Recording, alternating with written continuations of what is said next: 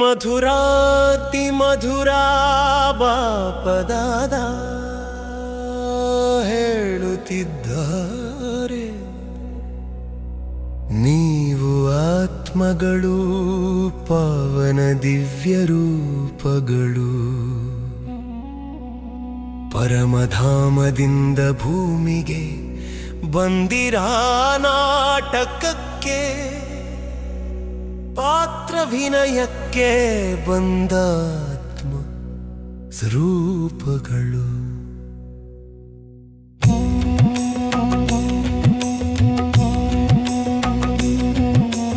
ಶೂದ್ರರು ಆಗಿ ಬ್ರಾಹ್ಮಣರಾಗಿರಿ ದೇವತೆಗಳಾಗುವುದೇ ಈ ಪುರುಷೋತ್ತಮ ಸಂಗಮದ ದೊಡ್ಡ ಅದ್ಭುತವೇ.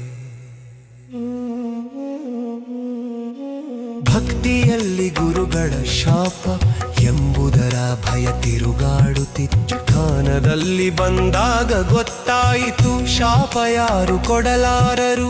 ರಾವಣನು ಮಾತ್ರ ಶಾಪ, ಶಿವಬಾಬಾ ಮಾತ್ರ ಆಸ್ತಿ. ಈ ತಿಳುವಳಿಕೆ ಬಂದಾಗ ಹೃದಯದಿಂದ ಭಯವು ಮಾಯವಾಯಿತು. 84 ಜನ್ಮಗಳ ಚಕ್ರವಿದು. ಹೆಚ್ಚು ಜನ್ಮ ತೆಗೆದವರು ಮೊದಲಿನಿಂದಿದ್ದಾರೆ. ಕೆಲವರು ಅಲ್ಪ ಜನ್ಮಗಳಲ್ಲಿ ಕೊನೆಯಲ್ಲಿ ಬರುತ್ತಾರೆ. ಬ್ರಹ್ಮದಿಂದ ವಿಷ್ಣು, ವಿಷ್ಣುವಿಂದ ಬ್ರಹ್ಮ ಆಗುವ ರಹಸ್ಯವೇ ಚಿತ್ರಗಳಲ್ಲಿ ಸ್ಪಷ್ಟವಾಗಿ ಕಾಣುತ್ತದೆ. ಸತ್ಯ ತ್ರೇತಾ ದ್ವಾಪರ ಕಲಿ, ಇದೀಗ ಪುರುಷೋತ್ತಮ ಸಂಗಮ, ಅತ್ಯುತ್ಕೃಷ್ಟ ಯುಗ. ಇದು ತಂದೆಯ ಆಗಮನ, ಹಳೆಯದನ್ನು ಹೊಸದನ್ನಾಗಿ ಮಾಡುವ ಯುಗ. ಇದು ರಾಜಯೋಗ ಕಲಿಸುವ, ಪತಿತವನ್ನು ಪಾವನ ಮಾಡುವ ಯುಗ. ಗೃಹಸ್ಥದಲ್ಲಿದ್ದರೂ ಕಮಲ ಸಮಾನ ಪವಿತ್ರರಾಗಿರಿ ಎಂದು ತಂದೆಯ ಪವಿತ್ರ ಮಂತ್ರ. ಇದೀಗ ತಂದೆ ಹೇಳುತ್ತಾರೆ, ಮನೆಗೆ ಹೋಗಲು ಸಿದ್ಧರಾಗಿ. ಮುಕ್ತಿ ಜೀವನ್ ಮುಕ್ತಿಗೆ ಕರೆಯಲಾಗುತ್ತಿದೆ.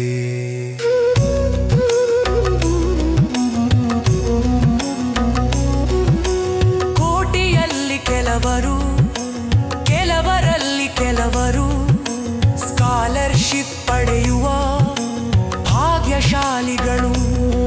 ಬೆಲೆಯ ಮುತ್ತುಗಳಂತೆ ಒಂದೊಂದಾಗಿ ಪೋಣಿಸಲ್ಪಡುವ ಬ್ರಾಹ್ಮಣ ಮಾಲೆಯ ರೂಪವೇ ಇದು. ವಿಹಂಗಮ ಸೇವೆ ಮಾಡಿ ಪ್ರದರ್ಶನಿ, ಮ್ಯೂಸಿಯಂಗಳಿಂದ ದಾನ ಹರಡಿ ಎಂಬುದು ತಂದೆಯ ಮೃದು ಆಜ್ಞೆ. ತನುಮನಧನವನ್ನು ಹೃದಯದ ನಿಷ್ಠೆಯಿಂದ ಅರ್ಪಿಸಿದಾಗ ಬೇಹದ್ದಿನ ಆಸ್ತಿ ಜನ್ಮಗಳಿಗೆ ಭರವಸೆಯಾಗುತ್ತದೆ. ತಂದೆಯಂತೆ ಸೇವೆಯನ್ನು ಮಾಡಿ ಸಂಸಾರದಲ್ಲಿ ಇದ್ದರೂ ಕಮಲ ರೀತಿ ಶುದ್ಧರಾಗಿ. ಗುರುವಿನ ಮಡಿಲು ತೆಗೆದುಕೊಂಡರೂ ಗತಿ ಸಿಗಲಿಲ್ಲ.